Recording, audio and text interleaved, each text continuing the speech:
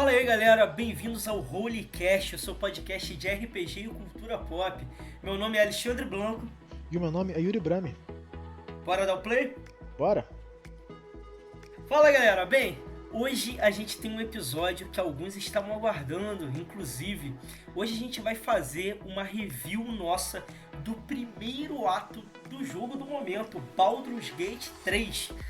E aí, Yuri, preparado, cara? Cara, finalmente a gente teve a chance de jogar esse jogo maravilhoso. Eu não tava me aguentando, de verdade. Eu vou dizer que eu tava assim e já digo de antemão. Ele é muito bom e é uma honra fazer um review desse jogo maravilhoso, ainda mais quando a gente vê, vou ser sincero, né, jogos que não tem uma qualidade tão extrema, mas o valor tá muito caro. Tá E muito aí caro vem mesmo. Baldur's Gate, que é um oásis no meio do deserto. E o mais incrível, cara, que eu achei, quase nenhum bug. Eu, pelo menos, encontrei um bug no jogo direito, cara. Teve eu acho que um item meu bugou no meio do jogo, mas todo o resto, cara, eu não encontrei nada. Porra, isso é muito bom, né? Fora que a Larian, né, tá se esforçando ao máximo pra também corrigir qualquer bug que esteja aparecendo e tal. Eu tô achando bem legal a recepção deles. Mas a gente não tá aqui pra falar só de bugs, né?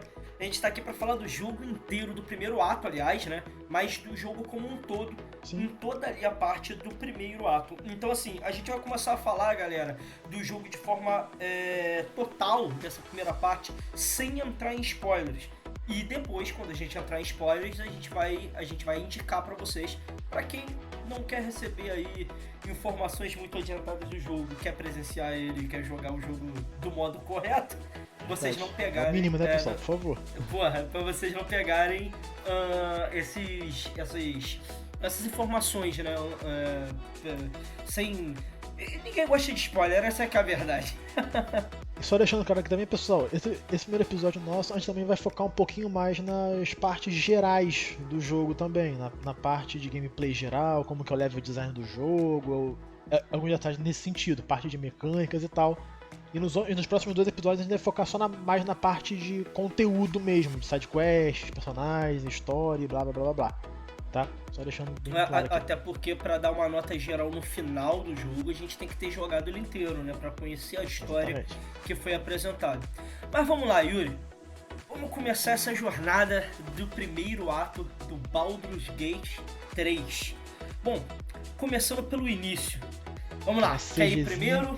Cara, eu posso começar aquela parte inicial do jogo pra mim, já sem entrar muito em detalhes. O jogo já começa com uma CG que tenho quase certeza que por enquanto, pelo menos pra mim, que eu não terminei o jogo ainda, é a única CG mesmo, full CG de 3D, tudo renderizado e tal. Mas ele começa com essa CG, na minha opinião, muito boa, que denota bem o tom do jogo assim. Se eu não me engano, essa CG até saiu um pouquinho em trailers e tal do jogo, caso o pessoal queira dar uma olhada antes de jogar. Mas eu acho que ela define muito bem esse tom inicial do jogo pra mim, além de ser muito bonita. Eu vi muita gente elogiando, né, a CG inicial. Já digo logo, tá? Primeiro, gente, eu gostei do jogo, tá? Eu tô adorando o jogo. Mas eu não achei a CG inicial isso aí, essa coisa absurda, essa coisa de, oh meu Deus, é maravilhosa e tal. Nem achei muito impressionante pelo que a gente tem. Achei bonito assim. Não sou exatamente um grande fã dos Midflyers, da história, da lore deles, mas curto a história. Então assim, a CG inicial não me chamou tanta atenção não. Cara, mas admito que é uma CG muito bonita e dá um impacto. Quando admito... a gente vê aquela Nautiloid, né? Eu acho o nome Nautiloid. Quando a gente vê a Nautiloid saindo do portal, aparecendo, descendo das nuvens, as pessoas sendo... não sei se teletransportadas é a palavra certa, parece mais transmutadas, são tiradas de um lugar e colocadas em outros, nas cabines. Achei muito legal mesmo. Cara, a principal diferença pra mim e pra você, eu acho, é que eu sou um fã e um nerd um pouquinho intenso de D&D. Então, quando eu vi ali os Midflyers, cara, toda aquela parte do... Eu não sei como é que foi em português o nome, dos Tadpoles, que são aqueles bichinhos que eles colocam no olho e tal. Quando eu vi toda essa parte aí, quando eu vi... Eles chamam só de parasitas mesmo. Só de parasitas mesmo? Português. Entendi. Quando eu vi tudo isso, Eu acho que sim, né? quando eu vi também a cidade de Waterdeep, que eles passam por cima de Waterdeep, quase certeza que é Waterdeep cidade. Eles passam por cima assim da cidade com o Outlaw e tal, quando passam pelos infernos com os dragões voando. Eu vi uns detalhes ali de coisa que eu falei, caraca, na lore tem aquilo dali, de fulano de tal, que fez aquilo outro. Quando menciona é um personagem muito famoso da D&D, por exemplo, eu fiquei assim tudo com a mente explodindo quando eu vi a CG. Acho que foi a maior coisa nesse sentido que fez eu gostar tanto assim. Pra mim foi diferente. Eu curti a CG sim. Eu gosto da lore do D&D de forma geral, mas não me interessa assim tanto a ponto. Tanto que os meus RPGs são muito autorais, né, Yuri? Eu uso muita coisa que eu crio. Sim, você sabe disso. Então, assim, pra mim foi uma CG incrível, mas não foi nada de mais chamativo, não. Na verdade, pra quem não conheça tanto de D&D, eu entendi as coisas, não tinha me ligado no Waterdeep, tá? Agora que você tá falando, eu tô com uma vaga lembrança na cabeça, mas não tinha me ligado. Mas o lance dos infernos, o lance de Baldur's Gate ali da Costa de Espada, eu entendi, mas pra alguém que não entenda D&D, isso pode ser um ponto fraco. Sim, porque verdade. ele vai ver essa CG inicial e talvez a impressão que eu tenha que é uma CG bem normalzona, pra ele seja até mais, seja uma CG que não faz nem sentido, ou que não é só bonita, entendeu? Verdade. E também eu acho que uma coisa que ela faz muito bem é o de te colocar já direto no meio da história, sem você saber que diabo está acontecendo com você, com a história do que você tá ali, igual o seu personagem. É uma coisa que eu achei bem interessante dessa CG nesse ponto também. Você já é jogado direto na ação principal, depois você cria o seu personagem, sem saber o que tá acontecendo. Você não tem noção nenhuma do que está acontecendo ali. Eu acho que foi a intenção que eles tentaram passar com isso, essa coisa do que tá acontecendo. Você tá tão perdido quanto o seu personagem. Não, isso com certeza passaram, porque logo no início do jogo, quando a gente aparece lá naqueles tanques, né, e a gente é liberto para poder sair, pra mim, a minha reação inicial, quando a gente tava conversando, você até falou que talvez isso fosse, talvez não, isso foi proposital para bater aquela confusão dentro do personagem. E fez muito sentido pra mim, porque eu me senti muito confuso no começo do jogo. Eu não entendi qual era o objetivo do jogo, o que ele queria passar pra mim ali, entendeu? Pra mim foi muito linear, tá, galera? Eu não tô falando que o jogo não indicou pra onde você tinha que ir. O jogo não era confuso. A mecânica do jogo não era confusa, mas a história era confusa. Dele, ele não tem problema não. É muito linear mesmo essa parte da nave, de pra onde você tem que ir, o que você tem que fazer, não tem nenhum problema nessa parte não. Até que só tem realmente um caminho pra seguir, você não tem outro caminho que você possa ir. Eu também vi isso, só tinha um caminho pra seguir, mecanicamente falando não tinha problema. O meu problema que eu senti era confusão de história. Eu não sabia por que o personagem estava ali, por mais que a apresentação do personagem tenha muita abrangência de criação de antecedente, criação cosmética do personagem, de classe e tal. Como o personagem se não tem uma história, seria tipo um RPG mesmo, que você criaria a sua própria história, o jogo não te apresenta nada. Então por jogar um videogame, por mais que seja um RPG, eu estava jogando um videogame, eu me senti ali muito jogado, sabe? Eu falei, tá, mas quem eu sou? O que eu tô fazendo aqui? Eu fui só mais um cara capturado. Se eu não me engano, cara, tem uma coisa que eu percebi durante a criação de personagem, você pode escolher não começar com o personagem seu e começar com o personagem como um dos companheiros. Eu também vi isso. Isso daí Talvez... é uma coisa que eles pegaram diretamente do antigo jogo da Larian, o Divinity Original Sin 2, que também, por sinal, é um jogo fenomenal. É muito bom mesmo, gente. Isso, eu não zerei, isso eles mas fazem... eu joguei ele uma parte aí. Eu zerei o jogo 3 vezes, cara, pra você ver como que eu gostei do jogo, de verdade. E isso é uma coisa que eles falam diretamente do Divinity. Tenho quase certeza que se for igual mesmo, você vai lá na tela inicial de criação, e se você escolher, por exemplo, a Lae'zel como seu personagem principal e não criar um seu, vai ter a descriçãozinha... vai ter a história dela lá. Isso. Lá no Divinity, por exemplo, quando você começava com o Príncipe Vermelho, por exemplo, aparecia pro Vermelho, é uma mini CGzinha, assim, CG dele falando, eu sou isso, aquilo, herdeiro de tal lugar, vindo de terra tão distante pra fazer isso, e por aí vai, contando a história dele pessoal, como que ele é, voz, trejeito e tal, pra você ter uma noção de quem você é. Não, tudo bem, mas o meu ponto é, e se eu não quiser jogar com um personagem, entendeu? E É, eu fica não muito aberto quis, mesmo. eu Fica quis muito fazer aberto o mesmo. meu. E Eu aí também fiz o meu. e eu fiquei ali perdido, não entendi o que eu tava fazendo ali, eu não entendi qual era o objetivo do jogo. Mas assim, logicamente, logo no começo o jogo já é bem direto. Assim, não precisa ser um gênio pra saber que você tem que escapar da Naughty Lloyd. Pra não Então, morrer, né? Pelo amor de Deus. então, porra, tem que escapar da nave, obviamente. E aí, logo que a gente começa a andar um pouquinho, a gente já encontra a Lae'zel, né? Que é a Gitian, que é a A personagem... primeira companheira que a gente encontra. Uma dos personagens lá disponíveis para ser suas companions ou para você jogar com ela. E uma coisa que eu já gosto tanto do jogo, cara, é que a partir daí, assim que você encontra ela, já começa toda a miriade maravilhosa de opções que o jogo te dá pra E tudo. aí virou RPG total, galera. Virou RPG na essência. A gente falou muito do que era RPG no episódio 1 do Holycast. Se vocês não ouviram, escutem.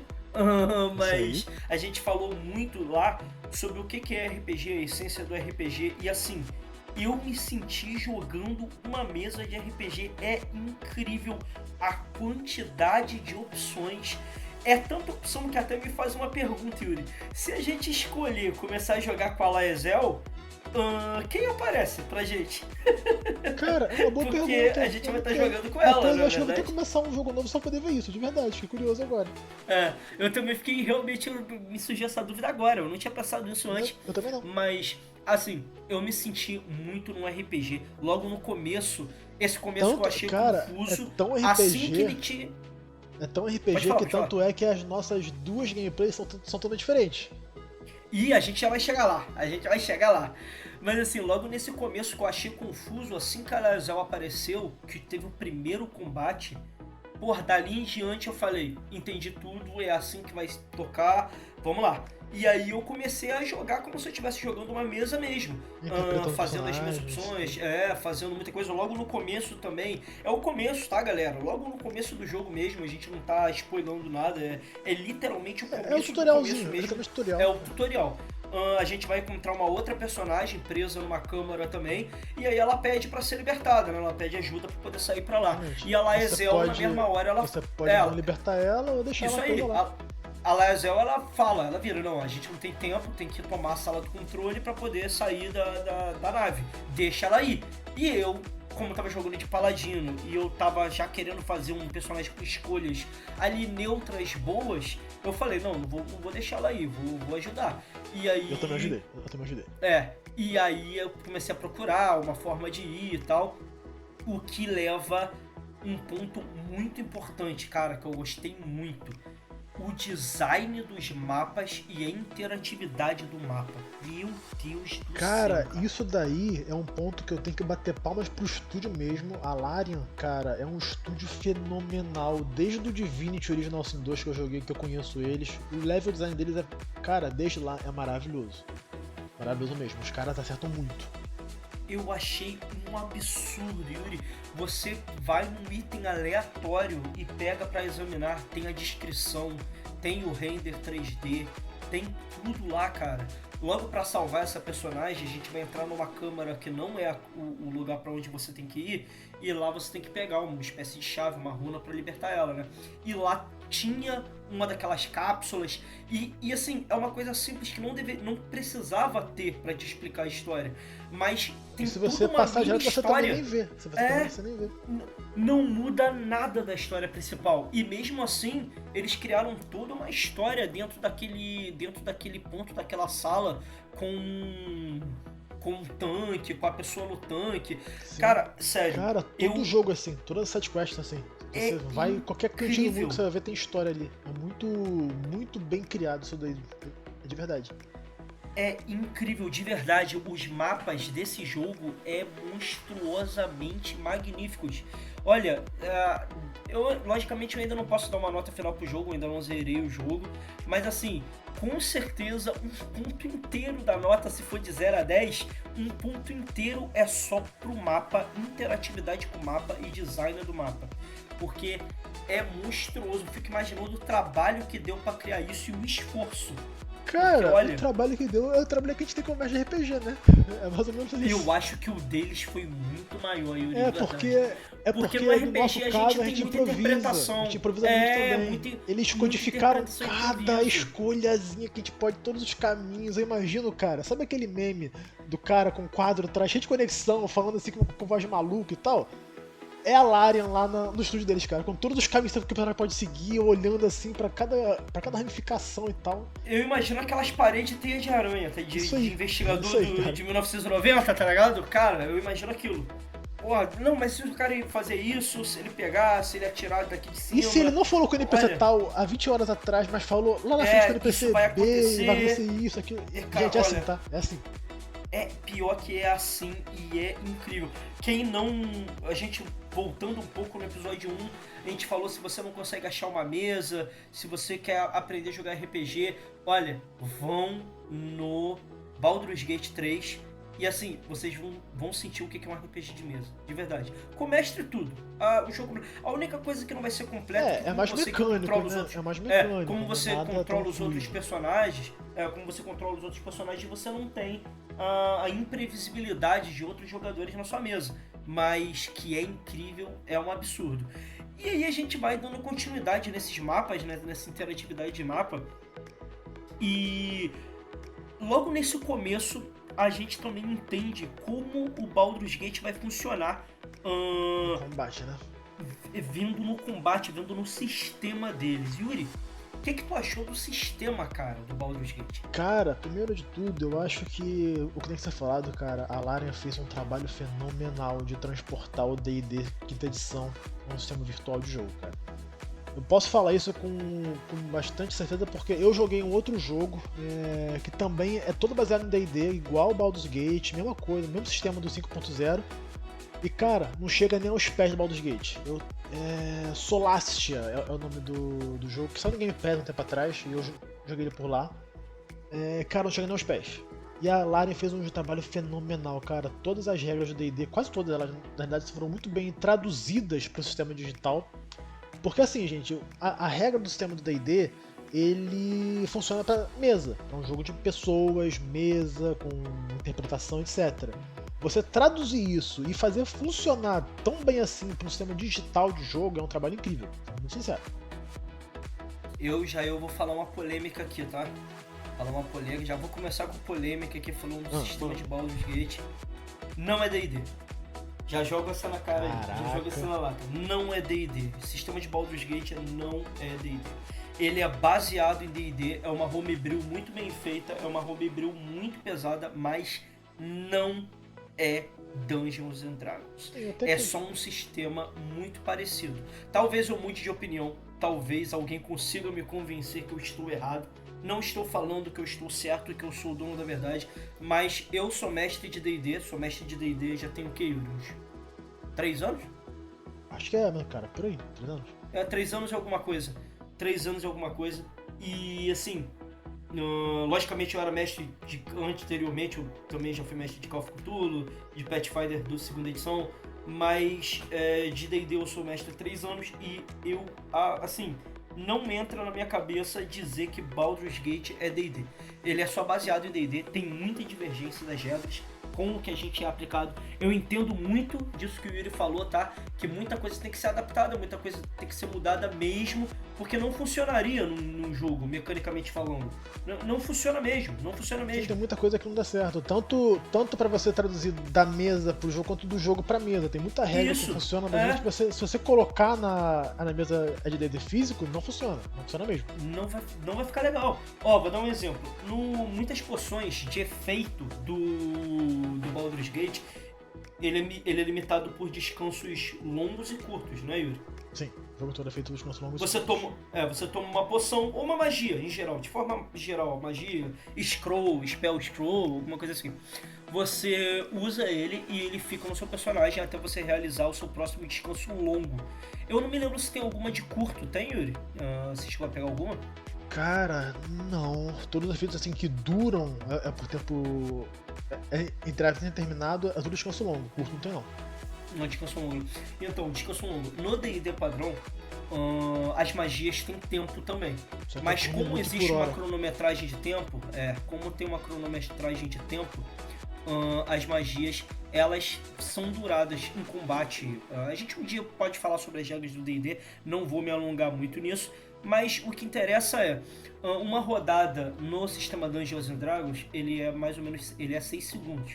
Então todo turno, cada personagem tem 6 segundos para poder fazer a sua ação e por isso, se tiver alguma magia ou algum efeito mágico, fazer. E as coisas são divididas em instantâneo, né, que são 6 segundos, em 1 minuto, 10 minutos, 1 hora, 8 horas, 24 horas, 7 dias e por aí vai. Tem até de 30 dias também. Enfim, no Baldur's Gate não é assim. Tem magia que no sistema Dungeons and Dragons seria um round e no jogo eles aplicam até o descanso longo. E isso é muito importante, porque vamos ser exato, né? Num sistema onde o tempo é cronometrado certinho, isso funciona. Mas, por exemplo, o cara pega uma magia de 1 minuto ou uma magia de 10 minutos, né, Yuri? Como que esse temporizador vai ser contado no jogo? Exatamente. Vai dar Se o errado, cara der vai dar pausa, errado. se o cara fizer isso, se o cara fizer aquilo, se o cara, por exemplo, tá ali jogando, Entrar no inventário, conversando entrar com no outro inventário, ou alguém entrou no quarto dele, ele largou o controle e tal, quando ele volta, acabou a magia dele que ele gastou o pergaminho, o único que ele tinha e tal, ficaria uma sensação bem escrota, eu não diria. fica legal, não vai ficar legal. Então, assim, é importante essas adaptações. Mas o que me faz dizer que esse sistema não é D&D, não é isso. Não é isso. O que me faz dizer que esse sistema não é D&D é que em alguns pontos a adaptação deixa de ser adaptação para ser aplicação de regra. Exemplo, isso é uma regra que eu vou bater muito, conjuração de várias magias no mesmo turno.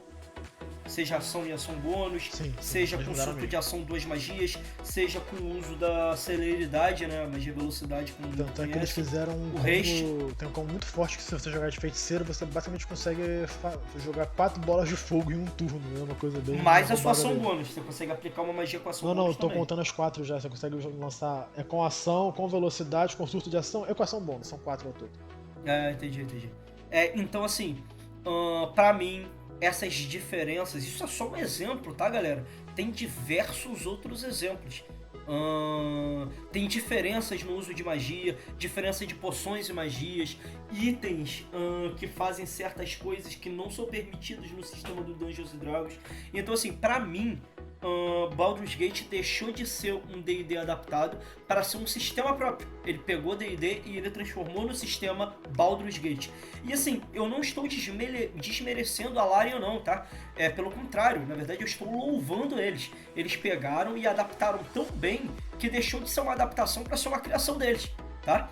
Eu sei que o Baldur's Gate ele tem ali o acordo com a Wizards, muita gente considera D&D, muita gente considera que é um D&D fiel, mas assim, na minha opinião e no meu pensamento não é. É um sistema diferente, um sistema muito baseado, mas diferente. Cara, Pelo menos eu concordo com você que essa é tem a minha opinião. pontos assim que realmente divergem do D&D padrão, mas eu ainda penso que é D&D assim na essência, mesmo que tenha esses pontos, muitos deles têm essa divergência por conta do que a gente falou de tradução para uma mídia diferente que para funcionar, senão não funcionaria.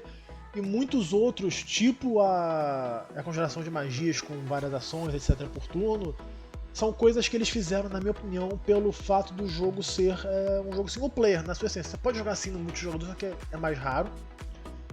Eles quiseram, eu acho, que dar essa fantasia de poder assim pro jogador maior. Tanto é que tem muita coisa bem mais amigável pro jogador. Um exemplo disso é o próprio o Reckless Attack do Bárbaro. No D&D padrão você tem que anunciar o seu ataque antes de você usar. Você tem que falar, eu vou usar agora um ataque, o Reckless Attack, pra poder ganhar vantagem. No Baldur's Gate não, você ataca, se você errar, aparece um avisozinho, você errou, você rolou tanto, aí tem que tirar tanto. Você quer usar o seu ataque desenfreado, o seu Reckless Attack, aí você pode botar sim, daí rola de novo e acerta ou não. São coisas assim. Então, mas eu vou além, cara. Além disso, você já me deu mais um exemplo e agora eu me lembrei de mais um, né? Que é o... Você falou do ataque do Bárbaro, né? Sim. E eu me lembrei do sistema de criação de poções, cara. O sistema de criação de poções do Baldur's Gate é muito facilitado e, assim, poção mágica é muito poderosa. E no Baldur's Gate, qualquer um pode fazer uma poção. Qualquer um pode fazer só poção. Um adendozinho. Não querendo defender o Baldur's Gate, mas comparar o sistema de criação do Baldur's Gate com qualquer coisa de criação da Wizards, eu acho que já é meio injusto, porque é tudo horrível da Wizards. Todo o sistema de criação do Wizards é tão ruim, que qualquer coisa extra que você colocar ali em cima já vai ficar parecendo que é incrível. Não, mas não é esse o ponto que eu quero chegar, não. Eu concordo, tá? Eu concordo com o que você falou. Mas não é esse o ponto que eu quero chegar, não. O ponto que eu quero chegar é que, assim, na minha cabeça não entra que esse sistema do Baldur's Gate é D&D, cara. Não entra, porque, assim, eu vou ser bem claro, jogadores de Dungeons & Dragons, se vocês forem jogar Baldur's Gate querendo jogar Dungeons & Dragons, não vai dar certo.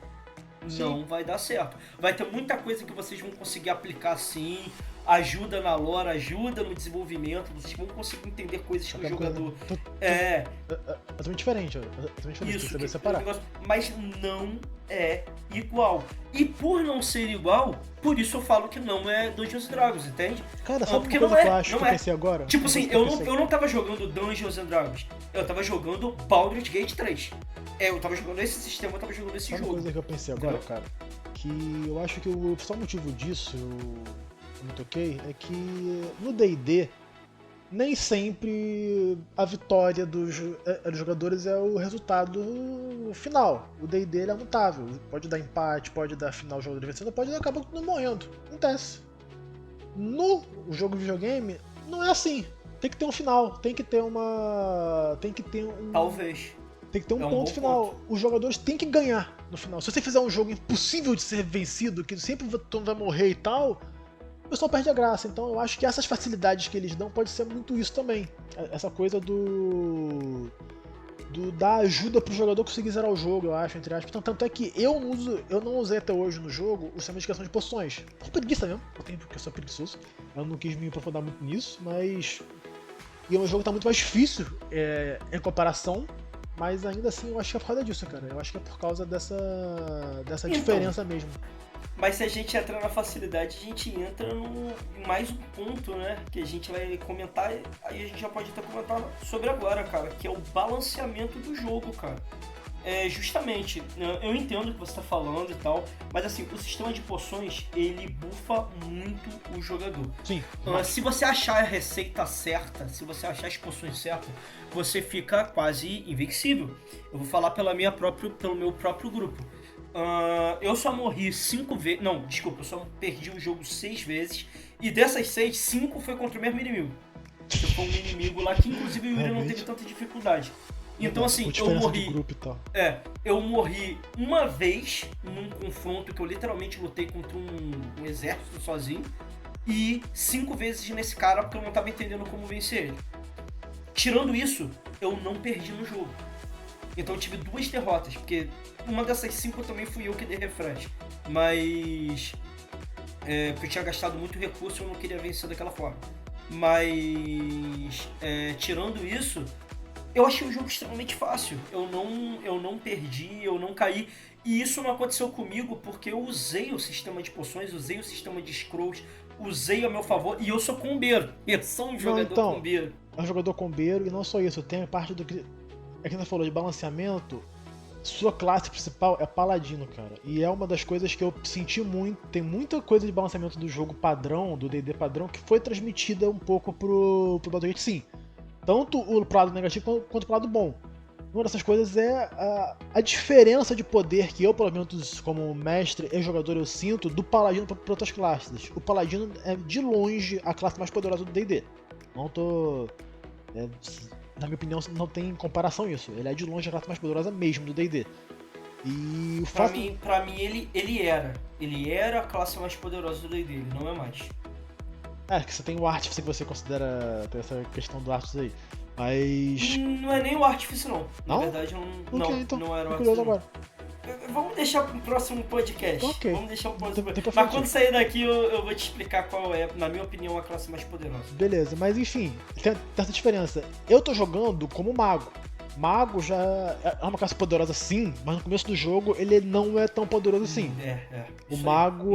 Mago talvez seja a classe mais poderosa do D&D Nos níveis no avançados. level 20. Sim. No level 20. Porque o Mago tem magias ilimitadas, ele só tem, infelizmente, o problema do preparo, né? Sim. Das magias.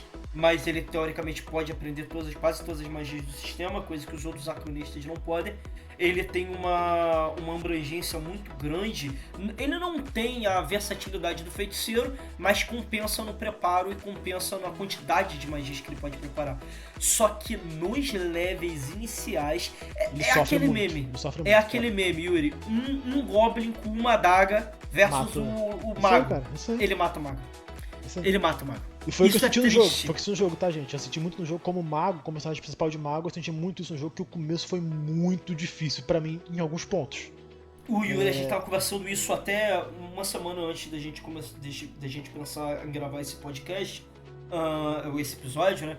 O Yuri chegou pra mim e falou que ele tava tendo muita dificuldade no começo, né, Yuri? Cara, eu só conseguia passar no começo porque eu tinha que fazer muito planejamento. Eu tinha que ir com QI 3000 pros encontros, assim, eu vou ir pra lá, vou fazer aqui, vou me esconder aqui pra poder fazer ataque lá de cima, vou fazer eles se afunilarem pra cá, fazer todo um planejamento doido de ataque a longa distância.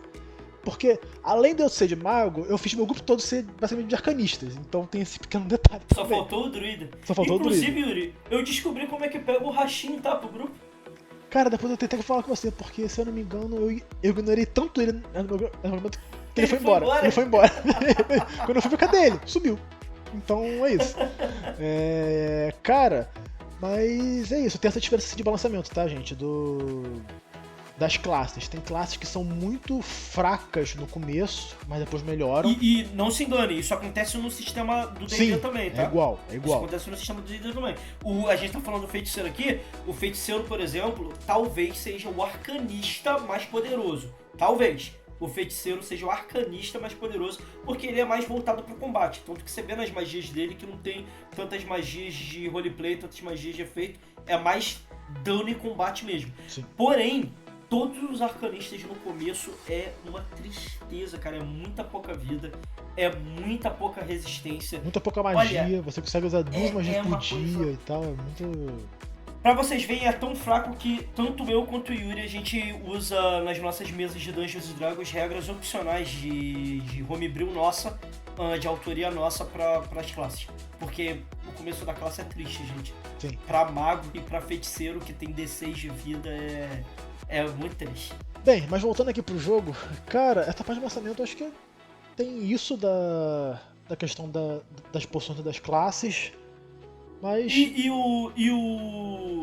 E a técnica mais poderosa, a arma lendária de Baldur's Gate, Yuri, o empurrão.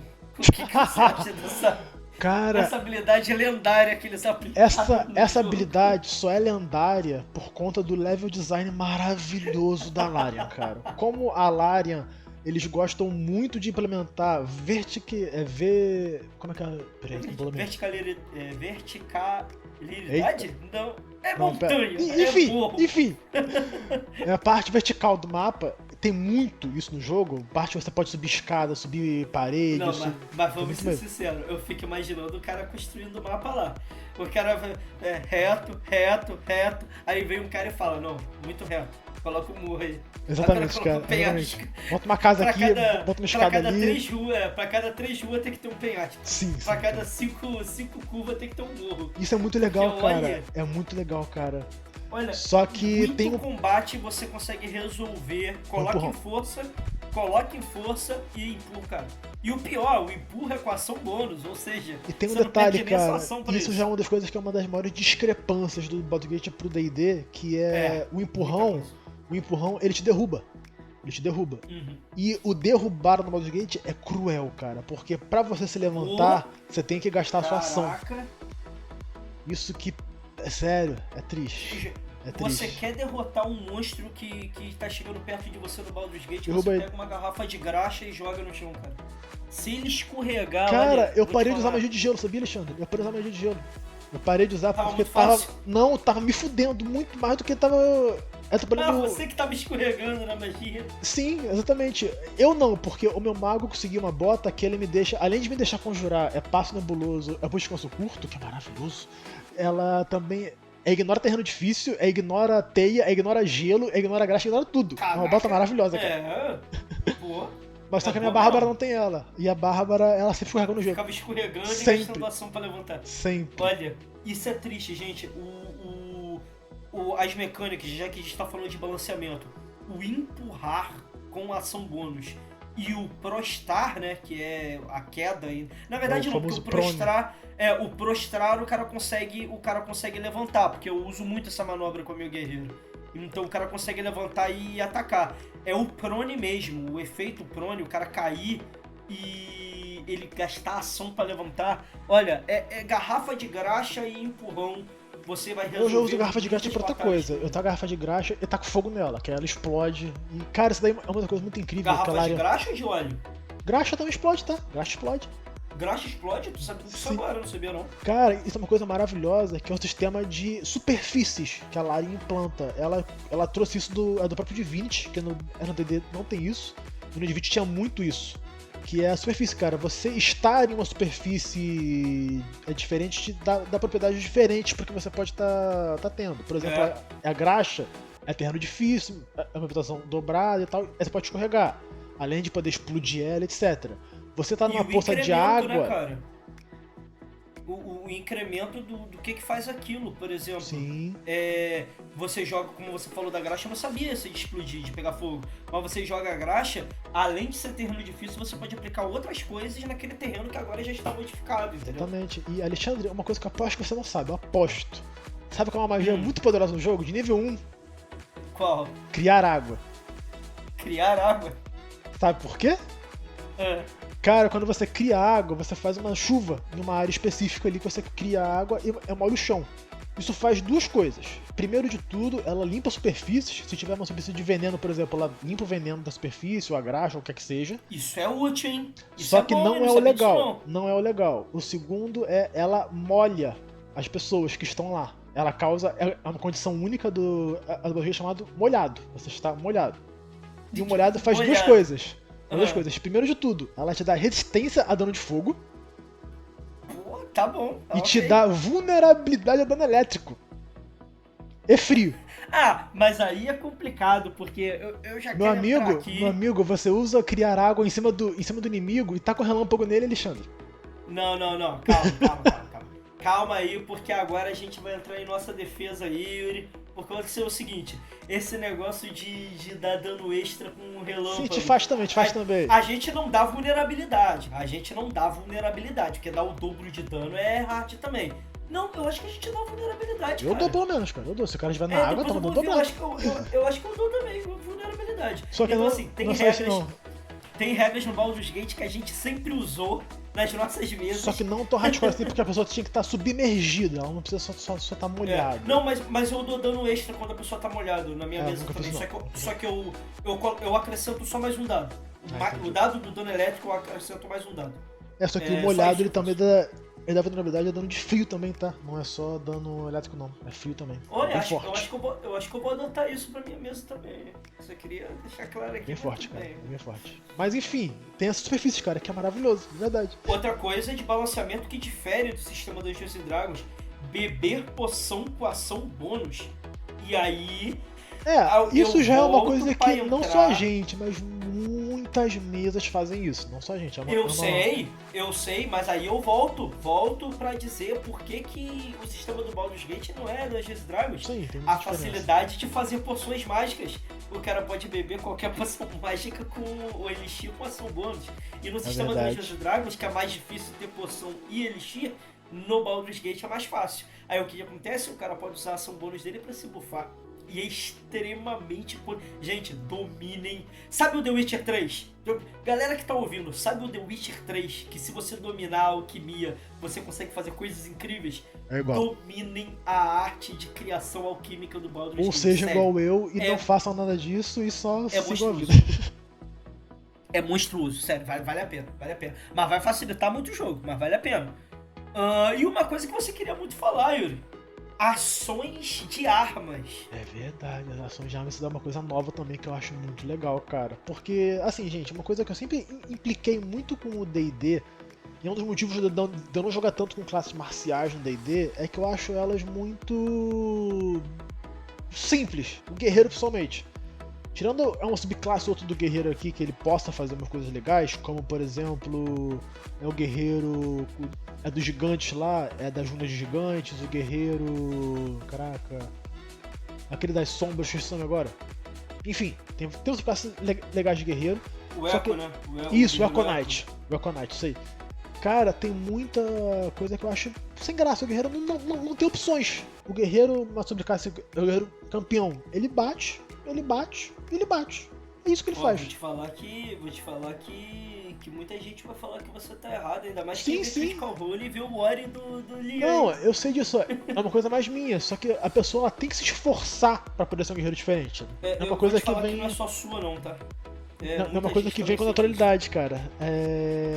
E isso é uma coisa que eu gostei do Baldur's Gate. Ele dá mais opções para as classes marciais. Que assim, gente, toda arma no Baldur's Gate, seja espada curta, espada longa, martelo de 2 mãos, machado de 2 mãos, machado de 1 mão, marreta, arco, flecha, tudo tem ações específicas. São ações específicas para aquele tipo de arma. Por exemplo, as espadas longas, elas têm uma ação chamada cleave, em inglês. Em português eu não sei como é que tá o nome. Basicamente você usa a sua ação para você, em vez de fazer um ataque normal, você pode atacar até 3 criaturas com a sua ação.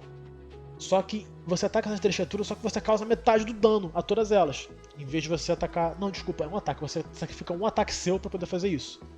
E você ataca 3 criaturas, só que causa metade do dano. É uma opção legal. Você já tem outras opções com as facas, por exemplo. Eles estão querendo aplicar essas ações de armas no One D&D, né? Mais ou menos. Eles estão dando coisas assim, só que eu preferi muito mais o sistema do Baldur's Gate do que o do One D&D, de verdade. Porque tem... eu acho melhor. Eu não sei muito de One D&D, tá, gente? O Yuri sabe mais do que eu. Porque eu li o começo do One D&D do playtest lá. Eu não gostei. Não gostei de nada, odiei. Eu também não gostei muito, cara. Eles estavam errando muita coisa. Só que já voltaram atrás de muita coisa também, então eu vou esperar sair o final pra poder ver. Talvez eu até leia de novo pra ver como é que tá, mas... Cara, espera até o final. Espera até o final porque eles estão voltando atrás de muita coisa. Não tá compensando ficar lendo não, de verdade. Eles estão lançando e voltando. Sim, já reverteram muita coisa. Tudo que a gente não gostou já reverteram, então tá. Enfim, tem essas ações de armas, cara, que eu acho muito interessante. As adagas, por exemplo, tem a ação do golpe perfurante delas, que você causa sangramento no alvo, pra poder causar um efeito especial no alvo. Muitas armas têm um golpe é o Pommel Strike. Como que é o nome daquela parte da arma, Alexandre? De baixo, do punhal da arma, eu acho. A parte de baixo dela. Cara, eu acho que... Pomo da arma. É pomo. É o golpe de pomo. Você bate com essa parte da arma e deixa o alvo meio atordoado. Não atordoado igual o D&D, é o Dazed. É uma condição diferente que eles criaram também. Tem muita coisa assim que eu acho muito interessante, porque abre um leque de opções para cartas marciais. Viu? Você entende por que eu falo que o sistema do Baldur's Gate não é Dungeons & Dragons? Por que é Baldur's Gate? Sim, cara, tem essa que eu entendo. Muita coisa, entendeu? E assim, deixou de ser só uma adaptação. A Larian, ela criou uma parada dela, tá ligado? Tanto criou uma parada dela que se, assim, todos os jogos dela começarem a ter essas regras... Daqui a pouco o D&D vai estar adotando isso, cara. Cara, tem mas sendo muito sincero, tem muita coisa que a Wizard podia olhar e falar, Larian, cara, como a gente tem parceria, posso comprar isso daqui? Só me dar uma coisa ou outra? A Wizard tá querendo lançar o One D&D aí, querendo novas ideias, querendo novas coisas. Tá aí, cara. Ô, Wizard, dá uma olhada aí no Baldur's Gate, tem muito ouro. Só a parte das ações de armas já é melhor que o Weapon Mastery que eles estavam lançando pro One D&D, de verdade. Isso já é muito melhor. Até no uso uma vez por descanso curto, eu achei legal isso também, muito legal, muito legal. Cara, por exemplo, todo arco tem uma ação que é chamada Brace. Você sacrifica metade do seu movimento e quando você atacar, você rola o dano 2 vezes. Todo o dano da sua arma. Você rola ele 2 vezes pra poder escolher o maior resultado. É bem interessante. Não, isso é bem parecido com o estilo de luta, né? Mestre de armas grandes, eu acho. Sim, é parecido, só que com uma ação de arma. Porque assim, o estilo é o talento. E como o talento é horrível isso, eu acho horrível esse talento, de verdade. Não acho ruim não, depende Cara, eu não gosto disso. Eu não gosto porque... Depende da sua build. Eu não é um gosto... talento que dá pra aplicar. Dá, só que eu não gosto. Não, cara, não é talento não, é estilo de luta, Não, mexe com arma grande é talento. Não, mas eu não tava falando do talento não, eu tava falando do estilo de luta. Tá. Alguma não, coisa mas o que de te deixa, mas o que te deixa rolar 2 vezes é o talento. É o talento. Ah, é o talento? É o eu talento, pensei que era o... Você sacrifica... Não, cara. Não? É aquele estilo... É verdade. Tá certo. Quando tu rola 1 ou 2, tu pode rerolar o dado, entendeu? Sim, isso daí. Beleza. Isso daí mesmo. Isso aí que uma vez a gente perdeu horas. É uma droga isso. Pegando qualquer... Mas enfim... eu não gosto desse estilo de luta também não. Mas enfim... É parecido, porque você usa isso, cara. Por exemplo, esse do Brace, eu uso muito quando eu vou fazer um ataque importante. Com uma flecha especial, por exemplo, que dá dano extra e tal. Eu uso porque eu rolo de novo o dano se sai baixo. Eu ganho dano mais alto, entendeu? É bem interessante isso. Essas ações de armas que eu não gostei no One D&D, eu achei muito bem aplicado dentro do Baldur's Gate, achei bem legal. Não fica ruim porque cada arma tem classe diferente. E não fica muito forte. Não fica uma coisa extremamente absurda de roubada. E assim, depende, tem arma que tem uma só ação, depende do tipo de arma. Tem classe que só tem uma, tem arma que tem 3, depende da arma. Mas aí varia e não é nada forte não. Isso também criou outra coisa, que é o seguinte, normalmente tem muita gente que quando vai criar a build, vai criar um personagem, ele vira, eu vou pegar a espada longa porque dá mais dano, dá 2d6 de dano. Exatamente. E não, às vezes, com isso aí, o cara vai parar e vai pensar, não, beleza, arma longa dá mais dano, o outro é versátil, mas se eu pegar que dá menos dano, tem a ação da arma. E pra mim, ela vale demais. Mais Bomba com o que eu quero fazer. Sei, cara. Não, o meu personagem mesmo, o personagem paladino. E é um paladino focado em dano. E eu tô usando uma espada curta, cara. Eu tô usando uma espada curta. Sabe por que eu tô usando uma espada curta? Tô usando uma espada curta porque ela tem redução de crítico. No caso, ela é leve e eu tô fazendo uma build com destreza. E ela tem uma parada chamada negócio de sangramento. Que eu consigo fazer o cara sangrar. E eu acho essa habilidade extremamente forte. Então, um D6zinho da espada curta, que é extremamente pequeno, pra mim vale mais a pena. Entendeu? Entendi. E realmente, cara, você tá certo mesmo. E é o que eu acho que traz essa facilidade. Porque, cara, quando a gente vai ver um jogo de D&D normal, é sempre a mesma coisa. É sempre ou é espada longa, ou é espada grande porque dá mais dano, ou é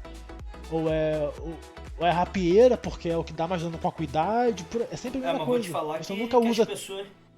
mas as pessoas subutilizam o chicote, tá? Subutilizam o chicote, sim, o chicote subutiliza. Sim, a são arma as com boas. extensão são as boas. É forte pra caramba. Só que, por exemplo, machadinha curta, martelo leve, martelo de combate, você só usa caso você queira uma parada diferente, porque do contrário não tem por que você usar um tridente. Por que você vai usar o tridente? Só se for roleplay mesmo. Sim, exatamente, não tem diferença. Mas, mas é isso mesmo. Eu acho que a gente já, de parte de cima, a gente falou até demais. Mas ainda deixo claro aqui que o empurrão ainda é mais forte do que tudo isso que foi falado. Cara, o empurrão é mais forte por um motivo. Não dano de queda. Tem muito precipício. Tem muito precipício no jogo. Eu já matei chefe jogando ele pra fora do mapa, só que eu me arrependi porque eu perdi o loot. Mas beleza. Isso eu nunca fiz, não.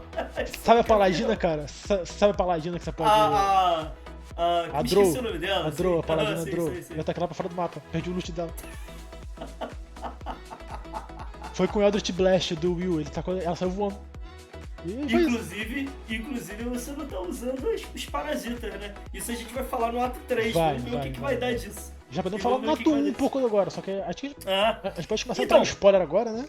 Isso aí, a gente vai parar agora de falar um pouco sobre mecânica, mapa e tudo, e a gente vai falar da história. Então, NPCs. Alerta de spoilers aí, eu vou colocar bem grande na tela, tá? Pra não ter confusão. Spoiler a partir de agora, galera, se vocês não quiserem saber nada, spoiler, pessoal, a gente vai falar até o ato 2, tá? Caso vocês Isso aí, queiram... até o começo do ato 2. Então, se vocês não quiserem ouvir spoiler, muito obrigado por terem acompanhado a gente até aqui. Assistam os outros programas, dá aquela moral, aquela força, e a gente se vê no próximo episódio. E pra vocês pessoal, agora que vão continuar só pra deixar com a claro, gente... tá, pessoal? O ato 2 ele começa quando vocês chegarem nas Shadowlands, as Terras das Sombras. Só pra deixar claro aqui, caso vocês já tenham chegado lá. Quando vocês jogarem, vocês vão ver o que é. É bem. Em português foi traduzido como. Eu acho que é Terras também das Sombras, mas o inimigo, né? A maldição é chamada de Mal de Sombra. E eu não tô brincando, esse foi a tradução mesmo, Mal de Sombra. Em inglês tá Shadow Curse. Beleza. Então é Mal de Sombra mesmo. O que acontece? Enfim. Então a gente spoilers. vai falar até ali no começo. A partir de agora, spoilers. E aí a gente vai continuar conversando da onde a gente parou no começo desse programa. Depois da Nautiloid. Cara, olha... Cara, assim que você desce da Nautiloid, o mapa se abre pra você, cara. Você pode ir pra qualquer canto. Nossa, já começa ali, cara. Até assusta um pouco.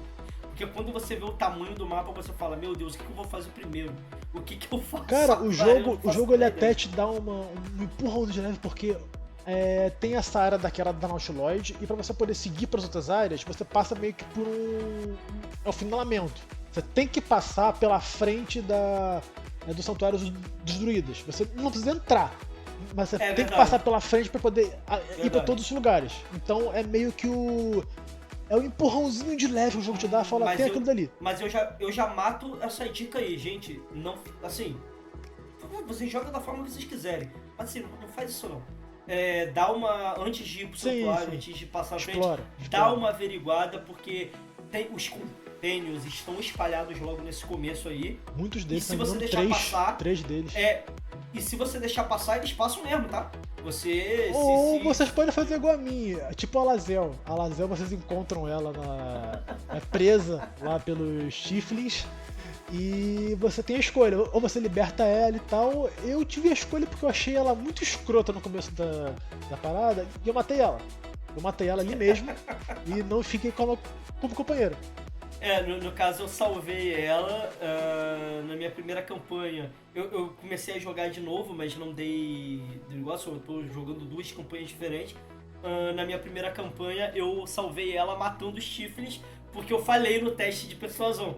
Eu não queria ter matado os chifres, A minha persuasão foi para eles descerem a jaula e me ajudaram a matar ela. Foi o que eu fiz.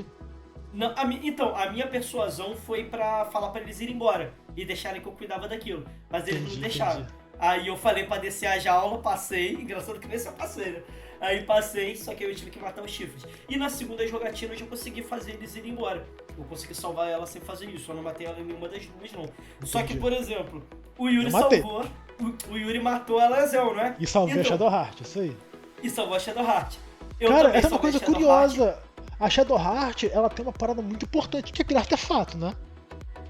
Sim. Se você não salva ela, o que acontece com o artefato? Não faço a mínima ideia, cara. Não sei. Porque, cara, tem até... Talvez os Gitianques peguem, cara, porque eles estão atrás dela, né? Sei lá.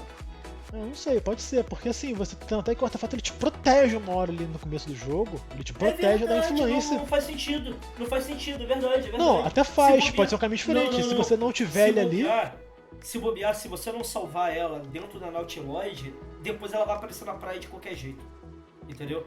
Porque eu acho que uma coisa não tem a ver com a outra, tanto que quando você encontra ela na praia, ela fala contigo assim, você me salvou. Eu tentei roubar o artefato dela na primeira vez, e ela não ficou com raiva de mim, ela ficou, só que ela falou que como eu salvei ela, ela perdoava. Talvez se você não salvar ela, vai mudar o diálogo. Ela vai falar, você não me salvou, acho que ela só morre mesmo, de verdade. Acho que ela só morre. Sei lá, cara, acho que não. Vale a pena fazer esse teste. A gente tá cogitando aqui, mas é muito mais fácil fazer o teste, né? É verdade, depois a gente pode fazer. Depois a gente pode fazer o teste. Mas, então, depois dela, cara, incrível. O que é RPG? O Yuri salvou o Yuri matou a Laezel. Isso aí. Eu salvei ela, então ela tá na minha equipe até hoje. Só que o Astarion, que é um ladino, ele ataca a gente na praia, eu recusei ele. ele pediu pra ir pro acampamento e eu falei, não, cara, segue a tua vida, eu Ele não te quero nada atacou? contigo. Comigo não atacou, não. Eu dei as costas pra ele falando que... Quando ele falou que tinha um cara lá, um inimigo lá embaixo, eu falei, cara, esse cara tá me passando a perna. Aí Não, eu virei ele de não. costas. Comigo foi diferente. Ele chegou pra falar comigo, eu percebi que tinha uma coisa esquisita, falei com ele, aí ele chegou a me atacar, nem me fazer. Ele me atacou. Na hora que ele falou assim, tem um inimigo lá embaixo, vamos lá pra matar ele. Você consegue matar ele. Aí eu olhei assim, eu falei, cara... Me deu vontade, se fosse um RPG eu teria falado, mestre, eu quero falar pra ele, não tem ninguém lá embaixo, né, cara? Aí eu peguei... aí eu falei, eu mandei um problema é teu, virei as costas e saí. Aí ele mostrou a verdadeira face dele, me agarrou e tentou ficar com a faca na minha garganta e eu dei uma cabeçada nele. O Astarion pra mim foi um caso peculiar, porque ele não te ataca na hora, só que você, quando você salva ele, é batendo isso aqui, porque assim, gente, ele é muito bom como um ladino, tá? Tem um ladino no grupo, ajuda bastante, de verdade. Só deixo claro que eu não senti essa necessidade, tá? Mas porque a minha build é com destreza, então eu tinha mais 4 a minha não tinha ninguém do grupo com destreza, era só ele que eu... E aí eu podia, eu não tinha as proficiências, mas pô, tinha a Shadowheart, que tinha orientação. Aí tinha aprimorar a habilidade e eu tinha mais 4 de destreza, facilitava pra caramba. No meu caso não tinha essa opção, então ele ajudou muito. Mas, enfim, do personagem em si, eu não gostei dele também, mas eu deixei ele meio contragosto. A parada é que o desgraçado é um vampiro. O desgraçado é um vampiro. E durante a noite que você tá dormindo lá no seu acampamento, ele vai tentar te morder. Vai ter todo um diálogo assim. O cara deixa, não, só preciso do seu gosto sangue uma vezinha, por favor, e tal, e tal. Aí eu olhei. Eu até deixei na hora, uma vez, mas depois eu mandei o cara ir pra aquele lugar. E depois disso eu até parei de usar ele no meu grupo. Só que eu botei o Will no lugar. Só que infelizmente o coitado do Will é muito ruim, gente. Coitado. Cara, ele é tão legal, mas ele é muito azarado. Ele é um dos melhores personagens de companheiro, roleplay. Mas... Sim, ele é incrível, Will, cara. É incrível. É triste, velho. Olha, eu tô soltando 3 rajadas místicas, Yuri. Ele sempre erra uma, é incrível. E assim, ele sempre erra uma e ele sempre é o primeiro a cair. Sempre cara, comigo também, ele sempre cai muito rápido, Will, cara. Eu não sei o que acontece. Cara. Eu tentei fazer uma build legal, deixar ele de longe e tal, só que não adianta, ele sempre cai, eu não entendo isso. Cara, eu fiz multiclasse com o Paladino, ele tá usando armadura média, velho. E mesmo assim ele continua caindo. Cara, não sei. Eu só sei que eu tentei, um bom tempo até que eu aposentei ele e deixei ele no acampamento, tô usando o Astarion no lugar, cara. O Astarion é mais útil pra mim. Ele, depois disso, desse encontro que deu, eu virei pra ele e falei, mete o pé, não quero você comigo. Aí ele foi embora e eu perdi o personagem, gente. Sim, ele perdeu. Eu não acho mais ele. Não acho, não tem mais ele. Cara, eu acho que ele vai estar em Baldur's Gate agora. A quest dele Pô, mas no terceiro ato, no final do jogo? Provavelmente. A quest dele é em Baldur's Gate. Mais pra frente desembolam as coisas dele ali, que ele te pede pra ir pra Baldur's Gate pra ajudar ele com uma coisa. Pô, então, beleza, se ele aparecer eu vou matar ele, porque quando eu tava mais precisando desse tem uma cara, coisa legal que eu foi achei curioso, cara. Ele é um vampiro, só que ele pode andar à luz do sol, porque parece que a parada é dos Tadpole, dos parasitas de mente, e fizeram alguma coisa com ele. Então deixaram ele andar no sol. Na minha segunda campanha eu peguei ele só com raiva pra poder ver a campanha dele. Mas eu ainda não gosto dele. E aí a gente vai pro... Logo antes de você encontrar ele, você também encontra o mago, né? O Gale. Então, cara, eu fiquei sabendo que muita gente, quando ele pede ajuda pra sair do portal, você encontra uma mão pra fora do portal. Inclusive, eu vou te falar, a gente é realmente muito maluco de ir lá ajudar a mão, porque é uma mão pra fora do portal, né, Yuri? Não, cara, no meu caso, como eu fui mago, eu pude rolar arcanismo. Eu soube tudo do que tava acontecendo ali. Eu falei, tem um mago preso ali dentro e tal. Nem apareceu. Eu olhei pra mão e falei assim... Não, você alta, tá? Você alta. Mas de qualquer jeito, o Gale, cara, vou te falar, o Gale foi uma outra decepção. Porque eu fiquei sabendo da história dele por terceiros. Um colega meu me falou a história dele. E quando ele chegou com aquele papinho de consumir itens mágicos, e ele queria meus itens mágicos pra consumir, eu virei pra ele e falei, meu amigo, segue teu rumo aí. Só coisa, cara, que a gente não pode falar muito da quest dele, porque a quest dele é no ato 2 que começa a aparecer os detalhes. Não, no ato 1 a gente só sabe da parada de consumir itens É mágicos. por isso que eu tô falando. Não falei nada da quest, só falei que ele consome itens mágicos, que é o que é apresentado no ato 1. Assim, no meu caso, eu não me fora. importei muito, porque como o jogo te dá muito item mágico aleatório e inútil... Mas quando ele me pediu isso, eu não tinha. Quando ele me pediu isso, eu tinha pouco ainda. Eu tinha bastante já, Tem ruim, só que... Como toda decisão que eu fazia aumentava, tudo que eu falava parecia ganhou a prova. Eu falava, olha, uma pedra, ganhou a prova.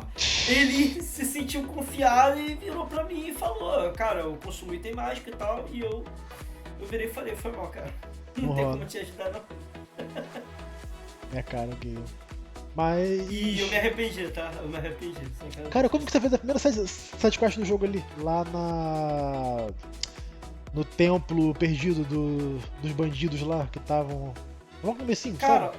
logo que eles apareceram, que eles começaram a... Não, peraí, da sidequest dos bandidos do templo ou do templo dos druidas? É o templo do Lich. Logo antes tem a catedralzinha então, lá, abandonada.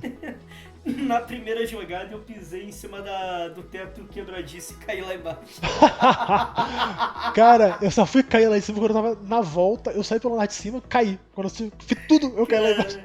Eu caí lá embaixo, cercado, cheio de inimigo. Eu falei, rapaz, mas eu já me ferrei no começo. Não, cara, o meu foi todo diferente, cara, nossa senhora. E como o Baldur's Gate é pra ser jogado como RPG, eu não quis dar refresh nem nada, a gente se ferrou, vambora. É isso aí. Só que, quando eu abri a porta, os imbecis deixaram um monte de barril, de coisa explosiva na frente. E eles estavam na frente. Aí eu falei, meu amigo, tá pedindo pra eu ser tenho um mago explodido, no né? grupo. Eu tenho um mago no grupo que tem raio de fogo e um monte de barril explosivo. Vocês estão pedindo, cara. Aí foi fácil o primeiro combate, não tive nenhum problema. Cara, o meu foi diferente, também, cara. Foi tranquilo. Não foi diferente porque o meu, eu fui lá e tinha 2 NPCs na porta. 2 deles que falam... Não, mas eu encontrei esses caras. Eu encontrei esses caras. Eu fiz uma intimidação, mandei eles embora. Cara, eu dei tanto mole que eu consegui fazer eles embora. No meu, depois eu passei por cima do... entendi. Depois eu passei por cima da parada e caí lá embaixo. O meu, eu mandei eles embora, persuadindo, falando, cara, tá muito perigoso aqui, caiu a nave lá, Night Flyer aqui, cara, mete o pé. Aí os caras fugiram com medo e tal, deixaram os amigos pra trás. E eu entrei na furtividade, astaram. Os caras de baixo lá do templo eram amigos deles? Sim, era tudo do grupo. Rapaz, se eu soubesse, eu tinha voltado pra matar eles também. Eles somem depois, não adianta, eles somem. Daí, cara, eu entrei na furtividade e fui na furtividade, cara. O astaram dando sneak attack e hit kill nos caras. Foi muito legal. Só quando apareceu mais junto, que aí eu usei sono. Usei sono neles, eles dormiram e fui matando um por um. Foi bem tranquilo. Né? Agora, interessante foi a diferença com a aparição do Lich, né, Yuri? Comigo, no meu caso... eu acordei ele apareceu e ele pediu a gente teve uma conversa e ele foi pro acampamento.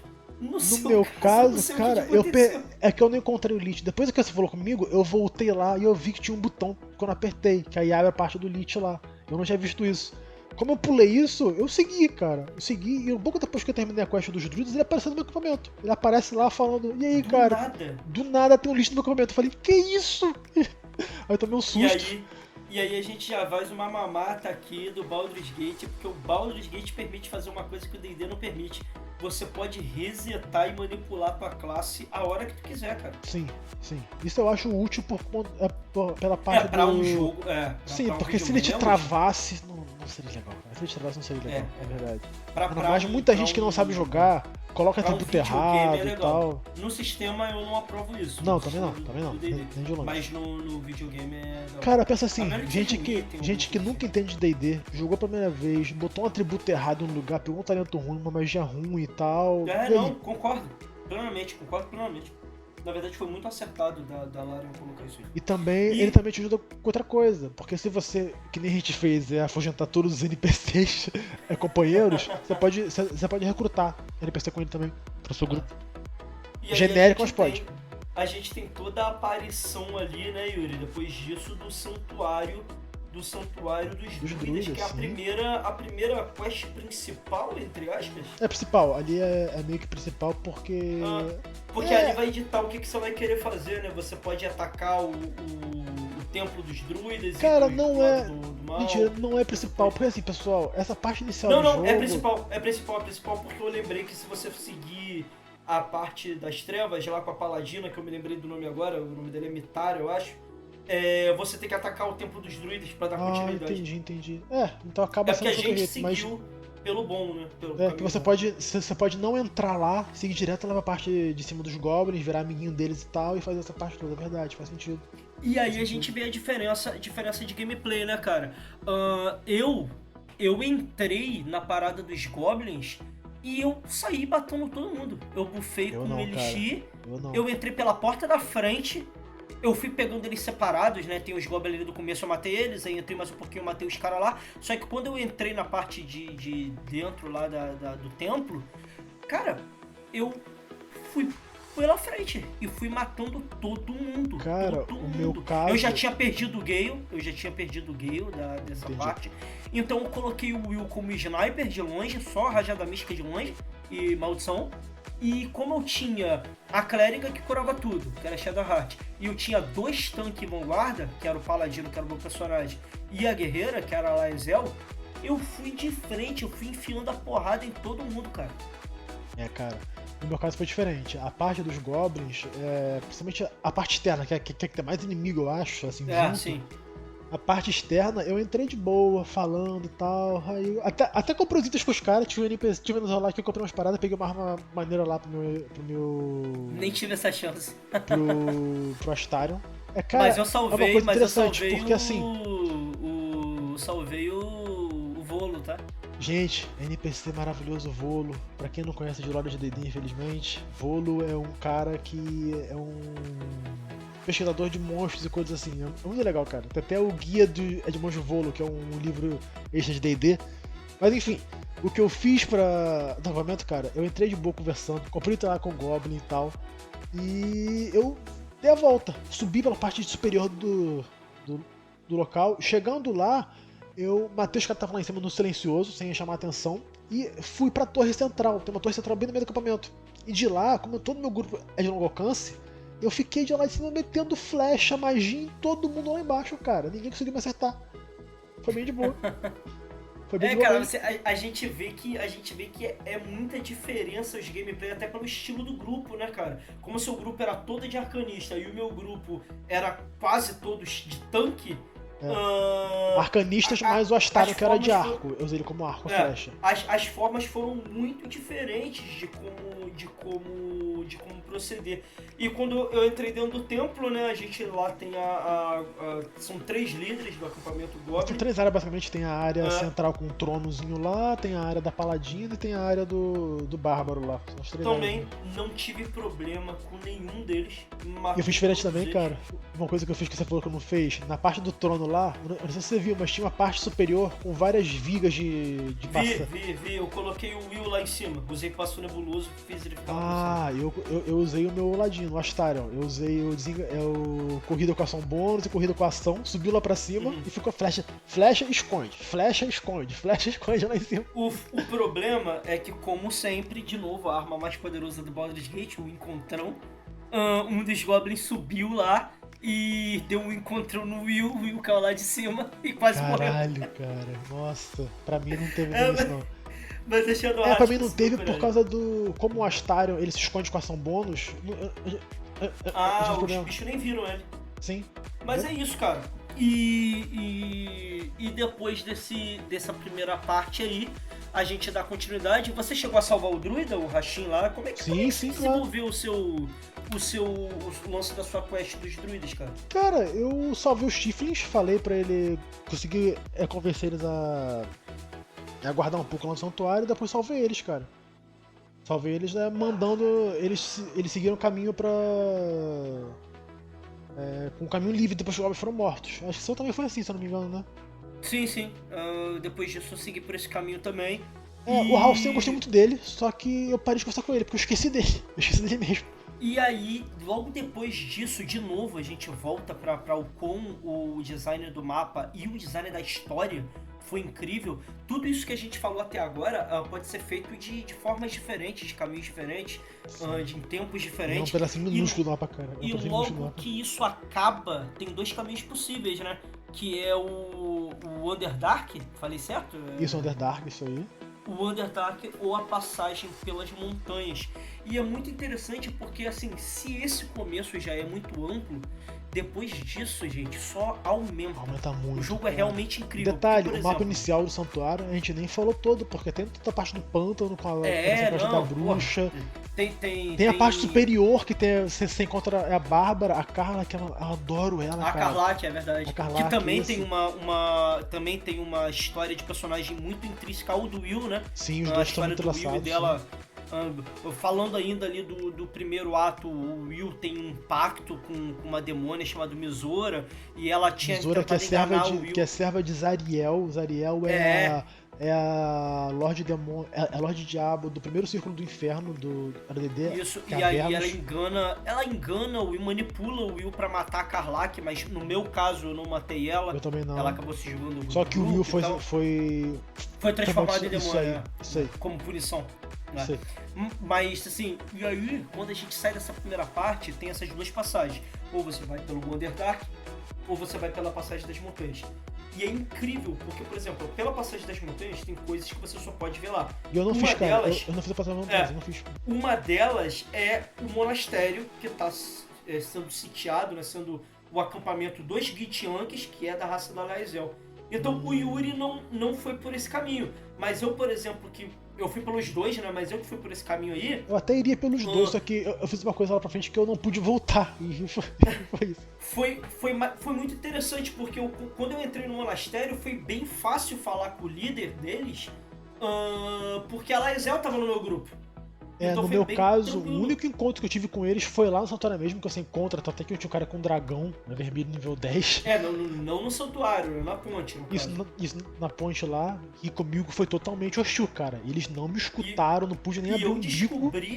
E eu descobri que falaram pra mim, não sei se é verdade, mas deve ser, porque esse jogo é bem amplo. Cara, esse jogo é muito, muito incrível, ele dá muita possibilidade. Você sabia que você consegue roubar a espada mais 3 lendária do General Githyank nessa parte, furtando ele com poção de invisibilidade e furtando? Caraca, cachoeira! Você até tinha falado pra mim que tinha como derrubar a arma da mão dele, se eu não me engano. Não, é do... Lembra do Nautiloid? Lembra que o Mindflayer tá lutando? Da espada de fogo. Pode crer. Você pode fazer a cada mão dele. Se você usa comando, ele larga a espada, você vai lá e pega. Vou te falar, incrível, cara, esse jogo tem muita coisa. RPG, assim, cara, esse é o tipo... É RPG. É o que eu tô falando, se você quer jogar RPG, Baldur's Gate 3, vocês vão adorar de verdade. Ele vai te passar a essência, é incrível a quantidade de opção que você tem pra jogar. Gente, esse jogo. tanta sidequest que a gente não tem nem como falar aqui. Coisa. Por exemplo, tem uma coisa minúscula. Tudo que a gente tá falando é muito resumido. Alexandre, o Urso Coruja. O que você fez no Urso Coruja? O Urso Coruja, eu encontrei a primeira vez o filhotinho com a mãe, aí pedi pra ela me deixar viva, eu não queria matar ela. E aí quando eu voltei, aí fui lá, continuei o jogo, e aí o Urso Coruja apareceu no meu acampamento. Cara. E aí eu fui lá no ninho dela pra ver o que tinha acontecido, e eu encontrei a mãe morta pelos goblins. Agora, eu não sei se isso foi um furo de roteiro da Larian, se ela não pensou nisso. Porque não faz muito sentido o Urso Coruja ter morrido na timeline, sabe por quê? Eu já tinha matado todo mundo, todos os goblins. Então eu acho que foi tipo o jogo não estava programado pra isso, entendeu? E colocou os goblins, ou talvez seja um gatilho mesmo, não tem como fugir. Entendi. Cara, o meu foi diferente. Eu entrei lá, a mãe me atacou direto. Eu não usei falar com animais. Eu não usei falar nada disso de falar com animais. Ela me atacou direto na caverna dela. E eu matei a mãe, obviamente, pra me defender, né? E... Só que depois que você mata a mãe, cara, tem uma CG horrível de cortar o coração. Isso não é desculpa não. Você poderia ter fugido do combate. Eu poderia, mas nunca, cara. Mas, cara, você vê o ursinho coruja bebê com os olhinhos cheios de lágrimas, se aproximando da mãe, chorando ali na hora, e você tem opção. Ou você mata o bichinho indefeso pra acabar salvando dele, ou você deixa ele pra lá. Cara, todo mundo do grupo falou, cara, ele vai morrer. na vida selvagem e tal, acaba o filme dele logo. Eu matei ele, cara. Deu meu coração até agora. Nossa senhora. Isso é só pra vocês terem um pouco da experiência, da quantidade de coisa que dá pra fazer nesse jogo. É incrível. Isso porque tanto eu e o Yuri a gente seguiu pelo caminho bondoso, tá? Tem um caminho maligno da história. Tem caminho neutro também. Que Neutro também, você muda pode tudo. fazer. Você pode não Foi seguir nada. completamente diferente. Eu mesmo, quando eu tava no acampamento GIF, por exemplo, eu desafiei uma deusa e eu tava até em cal com o Yuri na hora, e a gente tava jogando. E aí a deusa Gitiank lá, Vlaakith, ela, uma Lich imortal, semideusa, ela apareceu e ela começou a falar: você vai trabalhar pra mim porque vai fazer isso e isso. E eu fiquei desafiando ela. Eu fiquei falando: mas você não é uma deusa? Faz você, ué. Você não consegue fazer? Então por que tu não consegue fazer? Eu irritei tanto ela que ela me apagou da existência. Ela me destruiu. Ela virou e falou: eu desejo que nenhum de vocês nunca existiram. Aí eu fui apagado da existência, eu e meu grupo. Aí apareceu a tela: você e seu grupo foram apagados da existência, cara. Acabou o E aí jogo. eu comecei a rir, velho. Acabou, fim de jogo. Cara, olha, eu achei RPG, cara. muito legal isso, cara. Isso é totalmente RPG, tá ligado? E não se engane, RPG pode acabar campanhas assim, tá? Dependendo das suas escolhas. Verdade. Né? E a gente vai pelo caminho que o Yuri seguiu, né? O Underdark, Yuri. Pra mim, um dos melhores mapas, tá? Foi Cara, é incrível. O Underdark. aquela... Porra, muito bonito, cara. Muito bonito. O Underdark é incrível não só pelo que eu sei do D&D padrão, quanto pelo que eu vi lá embaixo, cara. Tem muita coisa legal lá embaixo. Tem toda a parte dos homens cogumelo, dos Myconid, que é o nome deles. Tem toda essa parte deles. Mano, a quest dos dois líderes Myconides. É Cara, muito bom. olha, muito legal, velho. É muito bom, cara. E tem muita coisa lá embaixo, cara. Tem a side que você encontra os Drows lá embaixo, petrificados pelo Beholder. Que eu fiquei impressionado quando eu vi um Beholder. Você fala: cara, um Beholder, cara, que foda. Eu sou meio puxado saco de Beholder, gente, foi mal. É uma fraqueza minha. Tem muita coisa, cara. Tem a fortaleza dos Duergar também que você encontra lá por baixo. Então, eu tô falando, toda essa parte desse mapa, essa quest longa, né? Que é chegar até a fortaleza dos Duergar, fazer sim. a forja de Adamantita, que inclusive o Yuri não teve tanta dificuldade, mas o inimigo que eu morri 5 vezes foi o Constructo da Forja, que ele aparece lá. Assim, gente, que ele é o único inimigo que eu encontrei por enquanto que tinha uma mecânica específica pra ele. Ele tinha a mecânica dele, você só conseguia dar dano nele quando tava super aquecido. Você tem que fazer ele pisar na você lava. Tinha que jogar o magma, fazer ele pisar no magma. Eu achei legal que ele te dá essa dica, cara, que eu não tinha lido. Tem um livro lá em cima que fala. Adamantita e tal. Quando super aquecido em temperaturas absurdas, fica mais maleável e tal. E dá essa dica toda lá em cima que eu só ver depois, acredita? Eu não achei esse livro não, interessante. Tava lá escrito, bem não. Interessante isso daí, cara. E primeira vez, eu fiquei uns 15 turnos lá, aguentando porrada, dando 0 de dano. E nada funcionava, eu gastei tudo. Só que, porque assim, eu consegui dar debuff nele, deixei ele com slow, eu consegui tancar todos os danos dele de boa com a Bárbara e a Clériga curando. Só que eu não conseguia dar dano. Até eu descobri que era o magma, que eu tinha que fazer ele pisar, que eu demorei muito. Aí eu falei: beleza, entendi agora. Só que eu não tenho mais nada pra poder usar. Aí morri, voltei. Só que quando eu voltei, começou o encontro, o jogo ele me sacaneou. Os personagens eles começaram em posições aleatórias. E quando a magma entrou no lugar, tu não morreu. Aí eu falei: beleza. Daí eu resetei tudo, voltei de novo.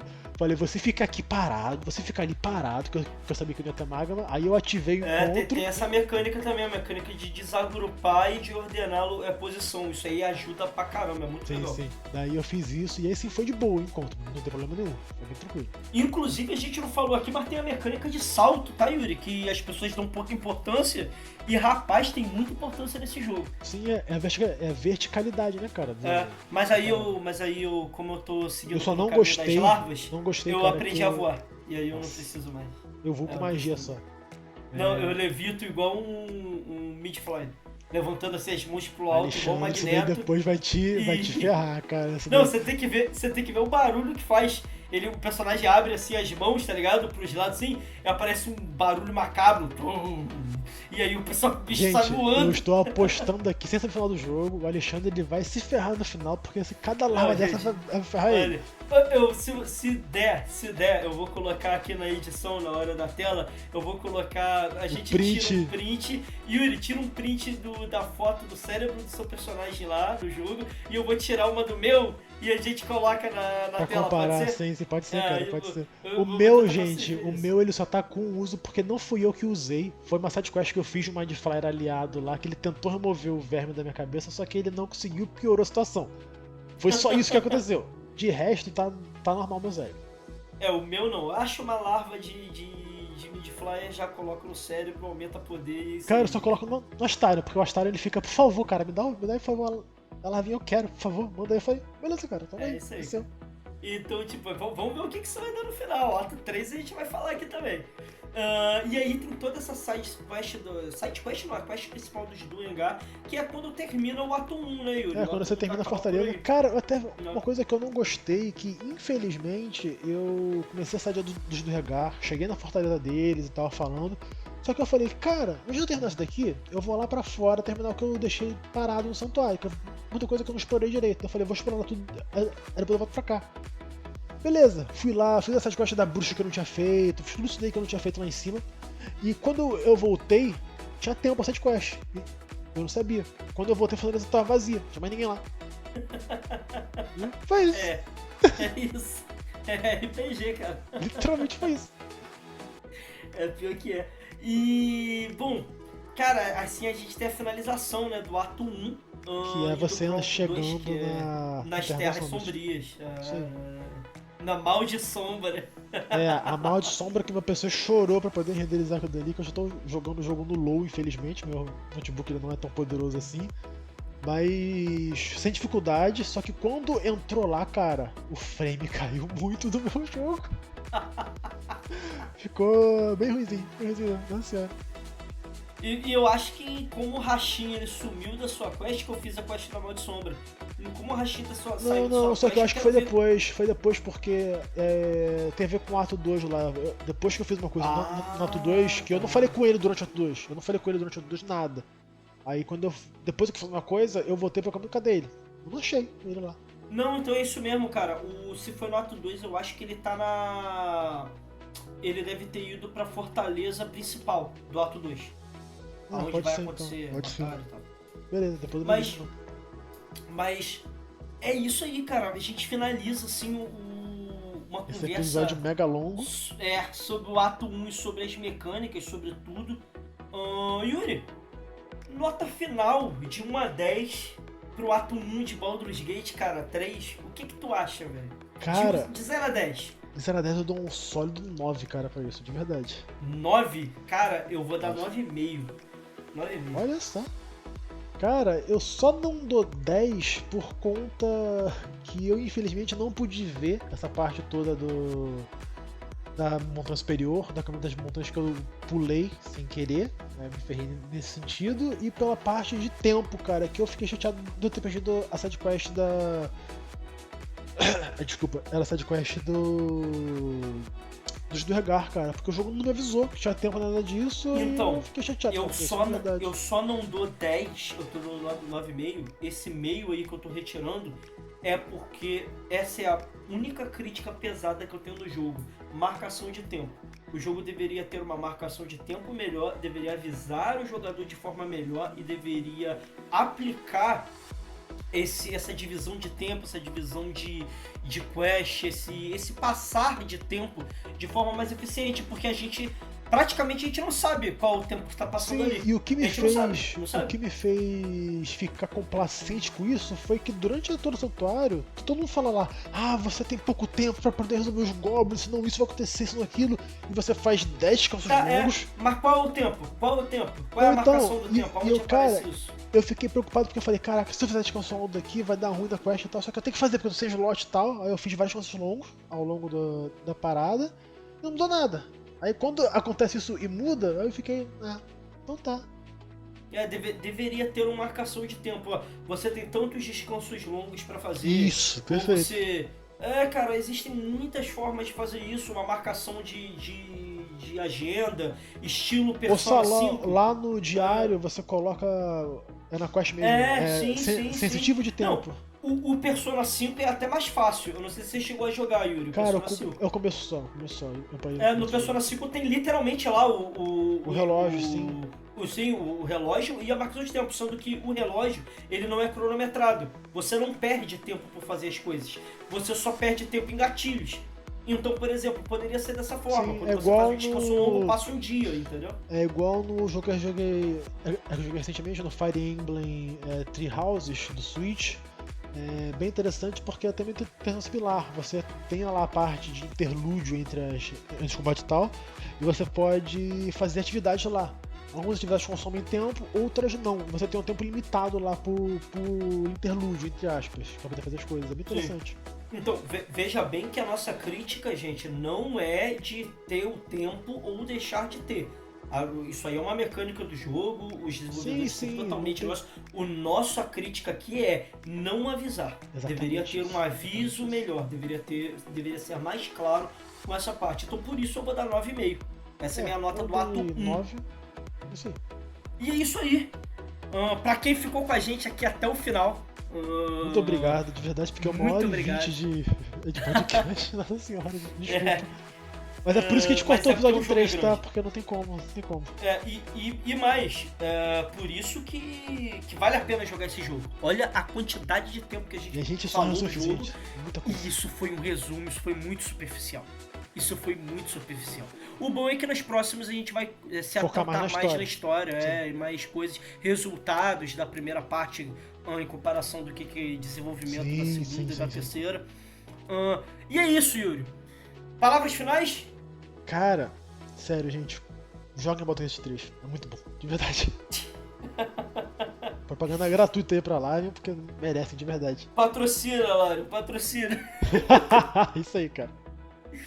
Bom, galera, é isso. A gente finaliza o nosso programa, o nosso episódio por aqui. Eu espero que vocês tenham gostado dessa sessão com a gente hoje. E espere as próximas sessões, sempre procurando melhorar. Obrigado pessoal. por estar aqui, obrigado pelos likes, obrigado pelos comentários. Por favor, assistam os outros episódios, ajude o canal a crescer, nos ajude a crescer pra gente melhorar o nosso conteúdo e postar mais conteúdo, né, Yuri? Isso aí, cara, crescendo sempre e tudo der certo, ficando grande aqui no YouTube. Valeu, galera. Muito obrigado pela companhia de vocês e até a próxima. Fechando o play. Valeu.